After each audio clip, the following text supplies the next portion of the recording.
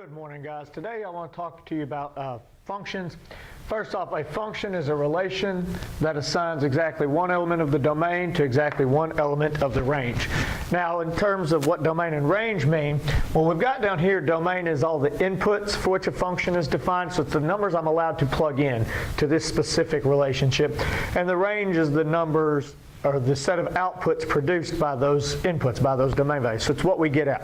So if we keep in mind this idea of inputs and outputs, domain is what we put in, range is what we put out, then the function just says for every one number I plug in, there can only be one number that comes out. So it's a specific relationship of mathematical operations. So we can describe those numerically, just listing a table of points. All these x's have these y's associated with them. We could look at it graphically. You know, we have a curve where for every x value, there's only one y value associated with it. We'll look at the graphical stuff in another lecture a little more in depth. We can look at it algebraically by plugging one number into an equation and only one number being produced. So that's what we're looking for. So the idea is that if we put one number into an equation, because that's typically how we look at them, then we're only going to get one number out. Now, function notation is this f of x is how we say that. F parentheses x does not mean f times x. It means we have this f function where x is our domain. So f of x is the value of the function at x. So for this specific number that we plug in, this specific element of the domain x, we're going to get the function evaluated to some value. So that's what f of x means. Now, give me a second and I'll get some problems up here, some equations up here, and we'll determine whether or not they are a function. So here we have two equations, and I want you to use x equals 3 to determine whether or not this equation represents a function of x. And it's very important that we say a function of x, because that's making sure that we point out that x is our domain value, x is our input value. So what this is saying is if I input a specific number for x, am I only going to get one value out of that? So in these two equations, we're going to use x equals 3 to determine this. So this is algebraically how we can see if we have a function. So it's pretty straightforward. If I plug in 3 for x, and we're going to then solve for y. If this one value of x produces one value, then for at least this value we have a function. And I'm telling you right now that if it works for one, in this specific equation, it's working for all of them because we're just looking at the 1 point. So as I go through and test this, 3 squared is 9 minus y equals 4. And we go through and solve, move your 9. Negative y equals negative 5. Divide by negative 1, divide by negative 1, so y equals 5. So this one value produced one value.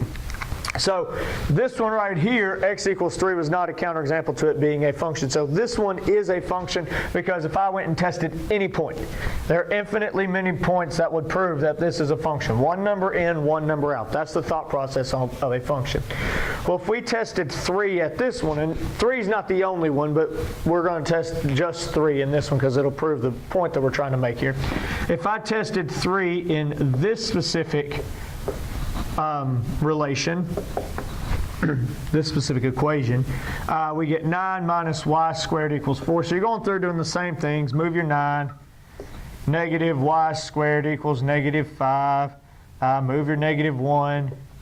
So y squared equals 5. And then how do we get rid of the square? We take the square root. So we get y equals plus or minus square root of 5. Well, as we can see in this equation, we plugged one number in, we got two numbers out. We got positive square root of 5 and negative square root of 5 that were produced by 3. So while this one is a function,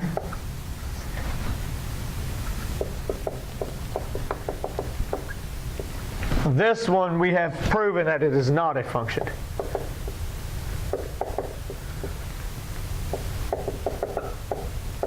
Now, again, keep in mind, this is not a function just because one point worked. This is a function because if I went and tested all points, it would not, all of them would actually work. One number in, one number out. This one You only have to find one example of it not working out, one number in, one number out. You don't have to find one example of that occurring for it to be not a function. So this one is a function because all points work. I just wanted y'all to test at 3 so that we could see what we're talking about for plugging one point in and getting only one value out of that. So this one was a function. This one is not a function. Now there's a special function we'll talk about, piecewise defined functions. So give me a second and I'll get that information up here for you. So we've worked with functions a lot. You worked with them a lot in Algebra 1. We've worked with them a lot throughout this course. And we've even used our function notation, f of x, to represent different things like polynomials, rational functions, logarithmic functions, exponential functions, radical functions. So we've worked with functions a lot. Now, typically, they look like something, I don't know, f of x equals 2x squared minus 3x plus 1, something along those lines. That's a pretty standard quadratic function. Now, remember what function means, that if I have f is my relationship and x is my dependent or independent variable, it's my input values, it's just saying that 2 times something squared minus 3 times something plus 1. That's what f is. That's all f is. F is 2 times something squared plus 3 times something plus 1. We could say it's f, we could define it as g, we could define it as q. It doesn't matter how we define it. We're just saying that if we use that one letter, then this is how we're defining the relationship for that. And it doesn't matter what the value is. We could use a t right here, and it's 2t squared minus 3t plus 1. So it's whatever we're defining it however we want to define it, but we're going to be consistent every time we use f. If this is what we say f equals, then it's going to be that relationship. And remember, when we're evaluating, because this is f evaluated at t, produces this value. So when we are evaluating, we can plug any number right here, and we just have to remember it gets plugged into all the positions of the domain representative. So in this case, the t. So if I had something like f of -3, that'd be -3 and -3, and we go through and do the arithmetic there. So that's the way we just do, that's traditional or typical function notation, things of that nature. Now, in a piecewise defined function, it gets a little bit more, there's just more involved. And that's because a piecewise function uses a different equation for different ranges of the domain, different intervals of the domain. So piecewise defined function is a function defined by 2 or more equations over specified, I should say, intervals of the domain. Specified intervals of the domain. For example, what we have right here. In this piecewise defined function, it's saying that when we're looking at everything left of -2, we're going to use this function. When we're looking at everything between 2 and 1, we're going to use this function. And when we're looking at everything to the right of 1, we're going to use this function. So different portions of the domain are defined differently with different functions. So that's what a piecewise defined function is. So we're going to evaluate differently than what we did before, where we just plug that number into all the values of the variable. It depends on what the number is. We only plug it into the interval that actually fits in. So let's say we had something like f of, I don't know, -5. F of -5. Well, if you look at it, which interval of the domain actually contains -5? Well, that's this first interval right here. So we will only evaluate in this first equation. So it's -5 squared plus 3. And then you go through and do your arithmetic, and you get -25 plus 3 is -22. Well, what if we had, I don't know, f of +5? Well, if I've got f of +5, which interval has +5 in it? Well, that's this third interval down here. 5 is greater than 1, so 5 is to the right of 1, meaning we're going to use this third equation for 5. So we do 2 times 5 squared minus 3 times 5, and we plug it into the arithmetic. You get 50 minus 15 is 35. We'll pretend that looks like a 5. And say we had, I don't know, f of 0. So we're trying to find the y-intercept. What's our function equal to, what's the value of our function at 0? Well, 0 is between, oh, that should be -2 and 1. It's got errors all over the place today. Sorry, -2 and 1. So f is between 0 is between -2 and 1, so I'm going to use this middle one, 4 times 0 plus 1. So we get 1. And as you can see is when we have a piecewise defined function and we're looking at evaluating, then we're going to plug in, or we're going to evaluate just the equation where that value shows up in the domain. Now, very important thing to notice right here, notice how we have less than or equal to -2, and then we have x is greater than -2. And that just goes back to our definition of a function. I can't have an x value with two different y values representing it. So if I'd had x is less than or equal to -2, or x equals -2, I use this equation. Well, if I'd had x greater than or equal to -2, then -2 would have also been related to this equation. So as you can see, that's two different y values that are associated with that one specific x value. So that's why in your piecewise defined functions, you will not have the equals for a single value going to two different equations. Okay, and this is just, again, looking at breaking up the domain in different ways. Well, let's give me a second. I'll get some information up here, and we get to talk more in depth about what domain actually is. So let's talk about domain of a few common functions. So the functions we've worked with up to this point this year, if we looked at the domain of those, if you keep in mind domain is what we're allowed to plug in, that'll actually give us a real number out. It's what I put in because it's my inputs that'll produce a value that's a real number. So if we looked at a polynomial, polynomials, remember that's just regular old, any number that's got a whole number exponent, okay? Has a whole number exponent.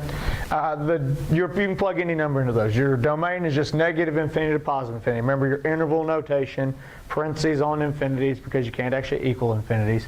But you can plug any number into a polynomial and you're going to get any number out, or any real number out.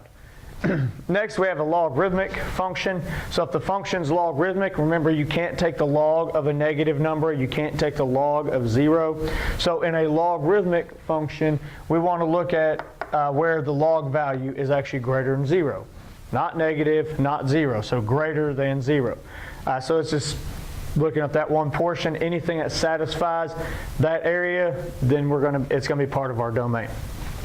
If we have an even root radical, square root, fourth root, sixth root, and so on, remember you can't take square root or even root of a negative value. So the domain is where the radicand is actually greater than or equal to 0. I can do even root of 0, but I can't do even root of a negative. So it's where the radicand is actually greater than or equal to 0. And if we have a rational function, that's a function where your x is in the denominator or variables in the denominator, well, we can't divide by 0, so the domain is all real numbers except those that make the denominator equal 0, except for those values that make the denominator equal to 0. So if we look at these examples over here, f of x equals x squared plus 2x plus 1. This is a polynomial. I have whole number exponents. Whole number exponents are a polynomial, so that means there are no restrictions on the domain. So I can say the domain is negative infinity to positive infinity. I'll pretend those are infinity symbols. On the second one here, we have a logarithmic function. And so we just go through. Cannot take the log of a negative number or 0. So we can only do logs of positive numbers. So we just take the log value, the 2x plus 1, say it's got to be greater than 0, and just solve that little inequality. So move your 1, then move your 2. So x has got to be greater than negative a half. So our domain would be from negative 1/2 to positive infinity. Negative 1/2 to positive infinity. Remember, not equal to negative a half, so we're not going to do the bracket there. We're going to do parentheses on both of those. Now for an even root, remember we said we can't take even root of a negative, so we're going to do the radicand is greater than or equal to 0, and we just go through and solve that. Easiest way on this one is move that x to both sides. So we get x is less than or equal to 2, right? 2 greater than or equal to x. X is less than or equal to 2.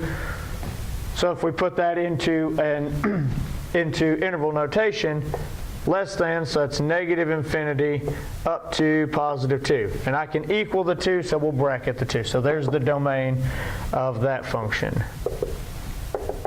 So domain of each of those functions. Now this last one we have a rational function, and the only restriction on those is we can't, the denominator is a polynomial, right? X squared minus 4 is a polynomial, but because it's in the numerator, I can't use any values that would make that polynomial equal 0. So I'm just going to take x squared minus 4, set it equal to 0, and figure out which answers make it 0, and then we're going to exclude those. So you add your 4 over, x squared equals 4, take your square root. So x is equal to plus or minus 2, so we want to exclude plus or minus 2. So remember how we do that in interval notation. Negative infinity up to, or don't they? Give me some room to write this in here. So we'll make sure we get it written correctly. So the domain is negative infinity up to negative 2, but I want to skip over negative 2. So remember, your parentheses mean go up to but don't include, so I'm going up to negative 2, but I'm not including it. Then I'm going to go negative 2 to positive 2. Want to skip over positive 2. So then I'll go 2 to positive infinity. So this is how we write the exclude plus or minus 2. Do not include, I want to go up to negative 2 from the left, up to negative 2 from the right, but I'm not including the negative 2. Same thing, up to positive 2 from the left, up to positive 2 from the right, but we're not including positive 2. So we've got all real numbers from negative infinity to positive infinity, excluding negative 2 and positive 2. So that's how we find domain of these common functions. And that's really all of the functions we'll work on this year outside of our trig functions, but we'll talk about the domain and range of those later on in the course when we start actually graphing them. So that's it for our introduction to functions. A function means one number in, one number out. And we've got domain of a function, the numbers we plug in. Range of the function is the values we get out. And then we've got piecewise defined functions where you actually use a different equation depending on what portion of the domain you're looking at. So that's it for intro to functions, and I will see you in class tomorrow, guys.